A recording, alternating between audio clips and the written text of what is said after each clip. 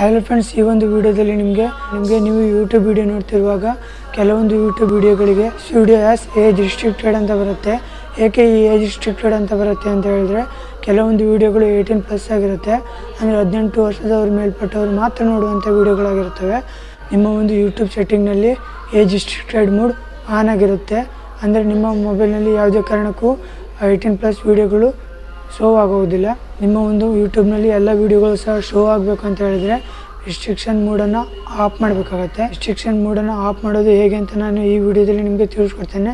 ಬನ್ನಿ ವಿಡಿಯೋ ಶುರು ಮಾಡೋಣ.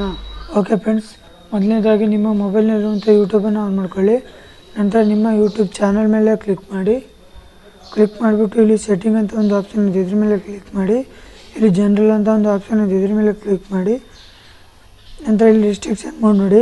ಇವಾಗ ರಿಸ್ಟ್ರಿಕ್ಷನ್ ಮೋಡ್ ಆನ್ ಆಗಿರುತ್ತೆ.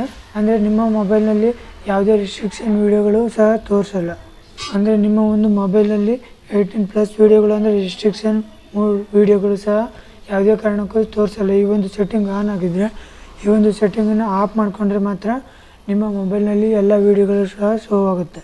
ಫ್ರೆಂಡ್ಸ್, ಈ ಒಂದು ಸೆಟ್ಟಿಂಗನ್ನು ಆಫ್ ಮಾಡಿಕೊಂಡ್ರೆ ನಿಮ್ಮ ಮೊಬೈಲ್ನಲ್ಲಿ ಆಟೋಮೆಟಿಕ್ಕಾಗಿ ಎಲ್ಲ ವೀಡಿಯೋಗಳು ಸಹ ಶೋ ಆಗುತ್ತೆ. ಅಂದರೆ ನಿಮ್ಮ ಮೊಬೈಲ್ನಲ್ಲಿ ಯೂಟ್ಯೂಬನ್ನು ಆನ್ ಮಾಡ್ಕೊಂಡು ಕೂಡಲೇ ಯಾವುದೇ ರೀತಿಯಾದಂಥ ಏಜ್ ರಿಸ್ಟ್ರಿಕ್ಟೆಡ್ ವೀಡಿಯೋ ಅಂತ ತೋರಿಸಲ್ಲ, ಡೈರೆಕ್ಟಾಗಿ ವೀಡಿಯೋ ಶೋ ಆಗುತ್ತೆ. ಫ್ರೆಂಡ್ಸ್, ಇದಾಗಿತ್ತು. ನೀವು ಡೈರೆಕ್ಟಾಗಿ ಏಜ್ ರಿಸ್ಟ್ರಿಕ್ಟೆಡ್ ವೀಡಿಯೋನ ನೋಡೋದಕ್ಕೆ ಈ ಒಂದು ಸೆಟ್ಟಿಂಗನ್ನ ಆಫ್ ಮಾಡಬೇಕಾಗುತ್ತೆ. ಫ್ರೆಂಡ್ಸ್, ಈ ವಿಡಿಯೋ ನಿಮ್ಗೆ ಏನಾದರೂ ಇಷ್ಟ ಆದರೆ ಲೈಕ್ ಮಾಡಿ, ಶೇರ್ ಮಾಡಿ, ಸಬ್ಸ್ಕ್ರೈಬ್ ಮಾಡಿ. Thank you for watching. ಜೈ ಹಿಂದ್, ವಂದೇ ಮಾತರಂ.